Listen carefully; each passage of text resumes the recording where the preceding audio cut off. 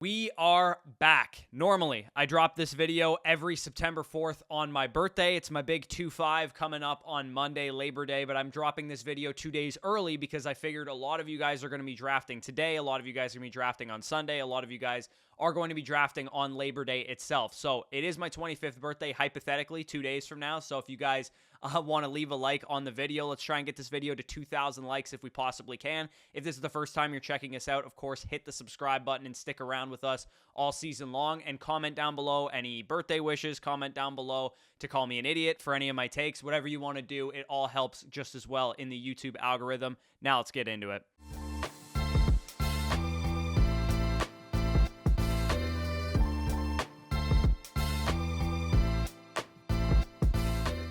All right, parameters for what makes a good sleeper are as follows, and then I'll get into my top 5 sleepers as well as some honorable mentions. For the running back position, we want to target one of these 4 archetypes that you guys can see outlined in the top 20 running back sleepers that have hit since the year 2020. We either want to be targeting rookies, so guys like James Robinson and Antonio Gibson in the past couple of years have fit this description. We want to be targeting handcuffs. Guys like Mike Davis, Samaje Perine, Deontay Foreman have fit this description. We want to be targeting pass catchers, so guys like J.D. McKissic, Jerick McKinnon, Cordero Patterson, and Nyheim Hines have fit that description.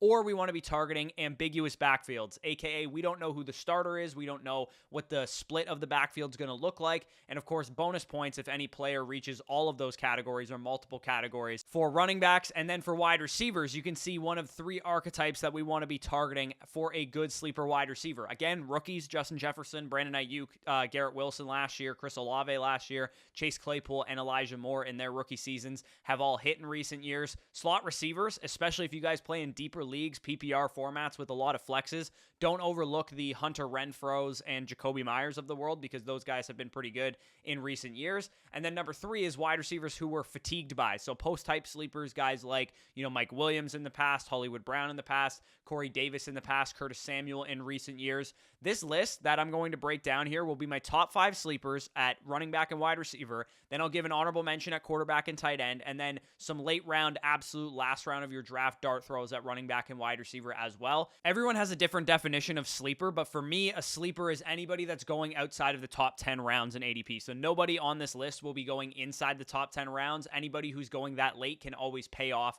and become a big-time contributor to your fantasy team if you spend a late-round pick on them and they end up hitting. A big example of that would have been like Jamal Williams last year, who was like a handcuff/ambiguous backfield, who obviously was a fixture in a lot of people's flex positions last year. So number 5, we're going to go from 5 to 1, and then I'll reveal some of my honorable mentions and the quarterback and tight end sleepers as well. Number 5 on this list is Raheem Mostert, running back of the Miami Dolphins. He is my RB35 in my rankings right now. Consensus has him now at 43 after the Jeff Wilson to IR news. He goes 169 in multi-site ADP, but the Sharps are drafting him now at 134 on Underdog. So we're talking about like an 11th to 13th round pick. And of course, if you guys want all that information, our rankings, the consensus ADP for multi-site, Underdog Fantasy ADP, of course, you can get it in our draft guide by signing up and depositing just $10 on Underdog Fantasy. You'll get the draft guide and our weekly start sit rankings for free, or you can get that on Flock Fantasy, link down below in the pinned comments. So with Raheem Mostert, so much has to do with recent news, because Raheem Mostert is now kind of the definition of a fast starter. In fantasy, we all experience what it's like when the weeks 1 to 3 overreaction period happens at the beginning of the season. And with Jeff Wilson now on IR, he's going to be out at least the first 4 games. Devon Achane, their 3rd round rookie, has also been banged up, and he's also a rookie running back who don't typically start out swinging. Raheem Mostert could really smash early on in the season. If preseason week 3 is any indication, the Dolphins are probably going to use Raheem Mostert early on as the primary back. Devon Achane should be involved as the season goes along, and I think he's the better pick if you just need a guy to stash at the end of your bench. But from weeks 1 to 4, when Raheem Mostert is like the RB17 in points per game, you should be able to use that production to help get yourself out to a hot start, or potentially flip him in a trade in a package deal to upgrade at other positions. I think Raheem Mostert, when you're looking for a late round option that's going to contribute right away to your fantasy rosters as like a flex play or an RB2 for 0 RB and hero RB teams, Raheem Mostert's the perfect guy to go after. We have Tua Tagovailoa back healthy. Tyreek and Waddle, of course, are one of the best receiver duos in the league, probably the best receiver duo in the league.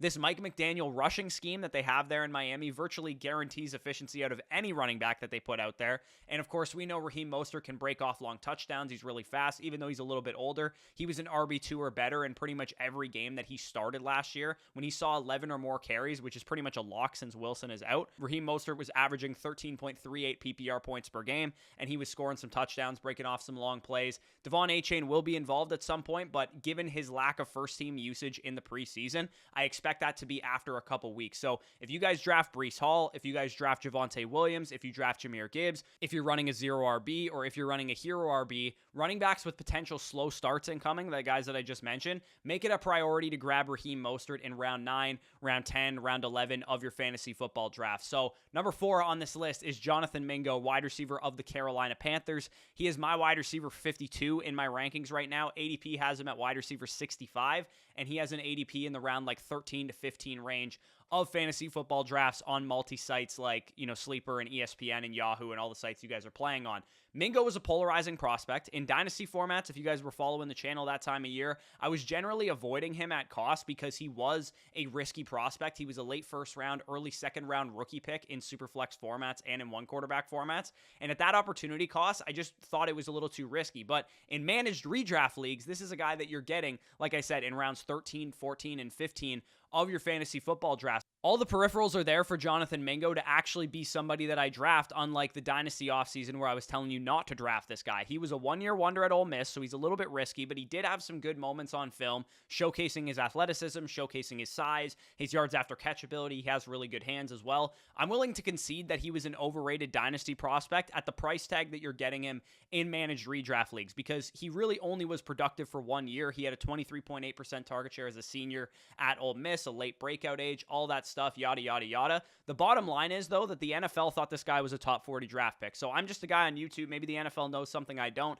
Maybe he just has the best head on his shoulders. He was great in interviews, that kind of thing. A borderline first-round pick was spent on this guy by the Carolina Panthers to an offense that has really no wide receivers to speak of, especially long-term. Jonathan Mingo is pretty much their only guy there. We have an old Adam Thielen, DJ Chark, and Terrace Marshall, plus rookie quarterback Bryce Young and him came into the draft together. I'm sure they were, getting their chemistry going in rookie mini camps. And of course, you guys know, if you were following during the dynasty offseason, that I was extremely high on Bryce Young. I think that Bryce Young might be one of the most pro-ready prospects I've ever seen, up there with Joe Burrow and Trevor Lawrence when they were coming out. Only, of course, his size was a knock on him. And most importantly, Jonathan Mingo is going to start on this team right from jump. As you guys can see on the screen, in the preseason where Bryce Young has been the primary starter, and we've actually seen quite a bit of snaps with Bryce Young out there, Jonathan Mingo led the Panthers wide receiver group in routes run. He's going to be out there on, 2 wide receiver sets on the outside, playing the X receiver position. And if he is this prospect that the NFL thought he could be with a top 40 pick, then he could have like a rookie year Terry McLaurin type of ascension right from the beginning of the season. I tend to think if the talent is there with Jonathan Mingo, he's probably going to make me look stupid for fading him in the dynasty offseason, and a lot of people look stupid for allowing him to go in the 13th round, because rookie wide receivers are almost always good bets in the late rounds of your fantasy leagues. If he doesn't look good, if he's not very good at the beginning of the season, you can just cut bait with him and churn the waiver wire. But I think given the upside of this guy being potentially a number 1 receiver for his team, and if Bryce Young can get out to a hot start as a rookie quarterback, we could be talking about Jonathan Mingo as like a top 30 wide receiver by the end of this season. So number 3 sleeper on this list is Zay Flowers, my wide receiver 41 in my rankings, 87th overall player. So inside my rankings, he's inside the top 100, but ADP has this guy as wide receiver 47, 121st overall. Unlike Jonathan Mingo, I had a lot fewer questions about Zay Flowers coming out in the dynasty offseason, coming out of Boston College, because he was my wide receiver 3 pre-draft. I thought only Jordan Addison and Jackson Smith and Jigba were better prospects. I had Zay Flowers ranked over Quentin Johnston,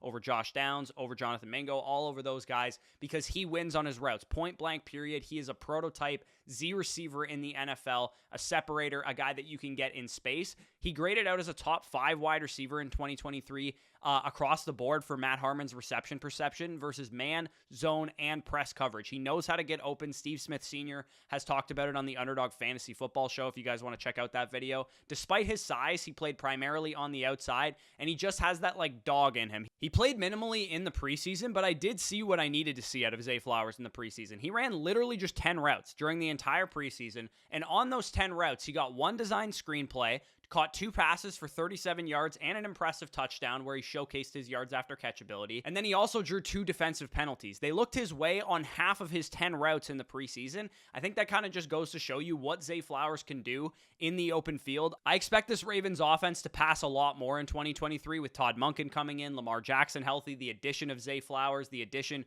of Odell Beckham Jr. That indicates that they're probably going to be less lenient on the run. Odell Beckham Jr. is old, and Rashad Bateman has trouble staying healthy. Zay Flowers has the highest upside of any wide receiver in this passing game, and he would be my bet to lead them in targets and have the highest ceiling. For me, Zay is just common sense. The reason I like him as a sleeper is because he was a first-round pick. He was a wide receiver I compared to Christian Kirk coming out of college. He had a good profile going to an offense that I think could light it up in points per game. I think the Ravens can be a top 5, top 10 scoring offense. Just an easy 10th, 11th round pick for me to take on Zay Flowers, knowing that the upside is a top 24 wide receiver, similar to what we saw when Marquise Brown was last there in Baltimore. So number 2 sleeper on this list is Roschon Johnson, running back of the Chicago Bears. My running back 42 in my rankings, 124th overall player.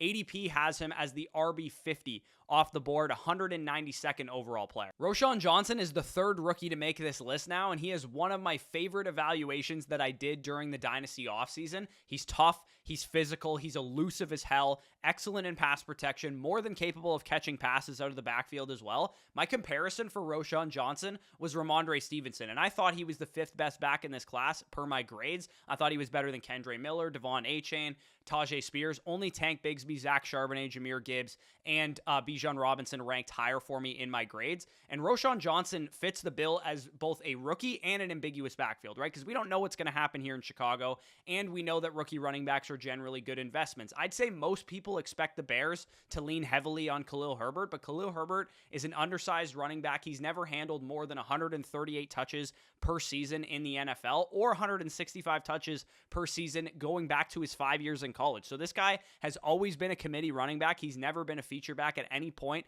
during his football career. He and Deontay Foreman also only have 23 receptions each combined in the NFL seasons that they've played. And Roschon Johnson had 23 receptions as a freshman at Texas. So this is a guy that can legitimately contribute out of the backfield. He shared a backfield with the best running back prospect that I have ever scouted, one of the best since Saquon Barkley, Ezekiel Elliott, Adrian Peterson, and Bijan Robinson. With Bijan in the backfield, Roschon Johnson was still contributing quite a bit. He averaged 6.3 yards per touch on 107 touches as a senior, and he caught 25 passes over his final 2 years. He hasn't quite received the preseason usage that I would want to see from a guy who I think can edge out his backfield, but he does remind me a lot of Tyler Algier last year, where as the season goes along, we see him get more and more involved. I think Roschon Johnson, for my money, is the most talented back in this backfield, and I also think unequivocally he has the most third down ability, the ability to catch the ball and pass protect. Plus now we have Deontay Foreman banged up. I only think it's going to be a matter of time before Khalil Herbert can't handle a big workload. It opens the door for a guy who made somebody miss on nearly half of his attempts in his final year at Texas to work into the rotation. He's already made some absurd runs in the preseason if you guys have been watching. So draft Roschon Johnson late on in your draft. Hold him until he breaks out. It'll just be a matter of time. Probably not a guy that you want to, draft and then drop after 2 weeks. You probably are stuck with him for a couple weeks to see how this backfield plays out. But I really love Roschon Johnson as one of my last picks in fantasy. And now, my number 1 sleeper in fantasy football drafts in 2023. Last year, it was Jahan Dotson. The year before that, it was Elijah Moore. The year before that, it was Antonio Gibson. Pretty decent success rate on my number 1 sleeper so far.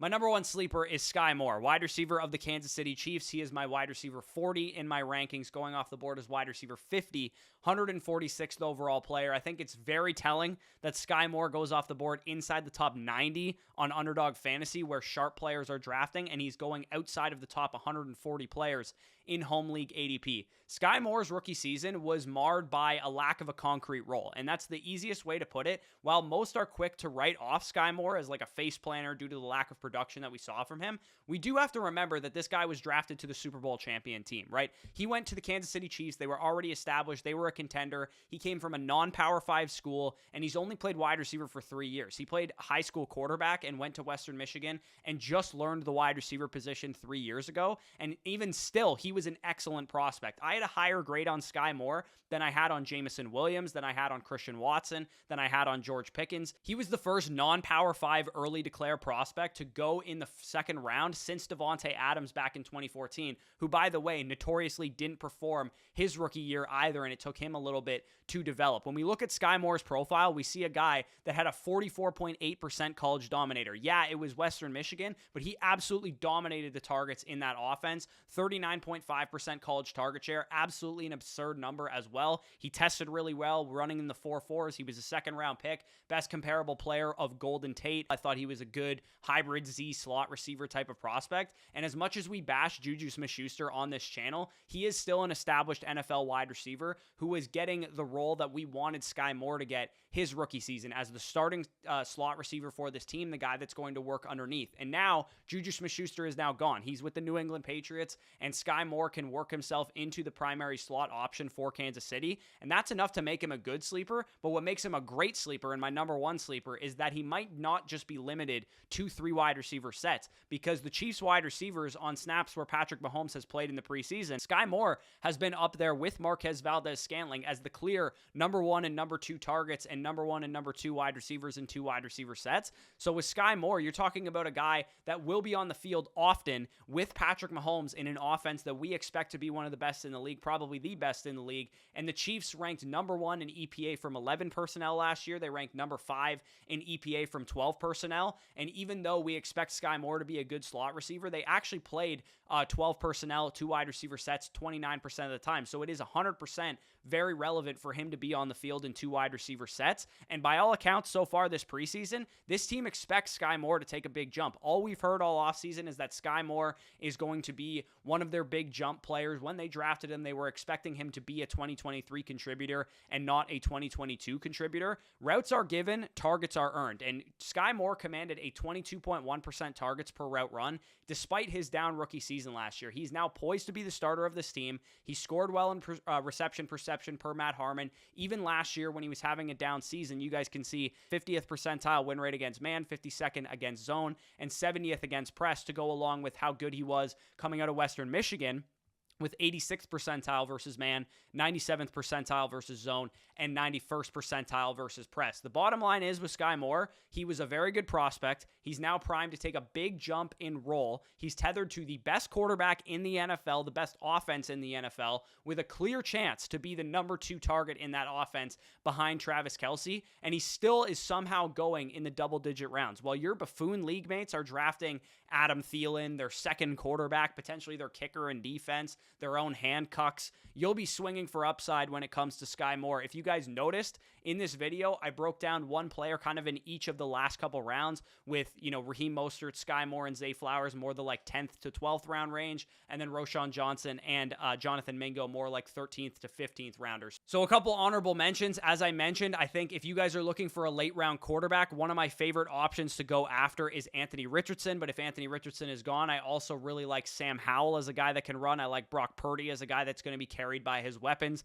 At tight end, I think you can't go wrong shooting for a rookie tight end, whether it's Sam Laporta, Luke Musgrave, or Michael Mayer. All of those guys have seen pretty good production in the preseason, pretty good usage in the preseason, and just because they're rookie tight ends doesn't mean that they can't actually have roles in their offense. And then if you're looking for absolute dart throws, last round picks, 3 of the guys that just missed out on this list because they're going a little bit too late relative to what the sleepers that I talked about were are Deuce Vaughn, running back for the Dallas Cowboys, who I compared to Tariq Cohen coming out of school. Even though he's small, I think Tony Pollard is probably not going to handle all of the receiving duties, so I really like Deuce Vaughn there. Chase Brown, I've been adamantly against Joe Mixon from the very beginning, and if I'm going to fade him, I really do like Chase Brown. He was my RB6 pre-draft, and I think he has a well-rounded skill set, and he can work into that backfield as the season goes along. And then Josh Downs, wide receiver of the Indianapolis Colts, I think he's already the starting slot receiver. They cut Isaiah McKenzie. He's going to be out there, and Josh Downs was my wide receiver 5 pre-draft in my rankings. He had a very, very high target share, very productive in college.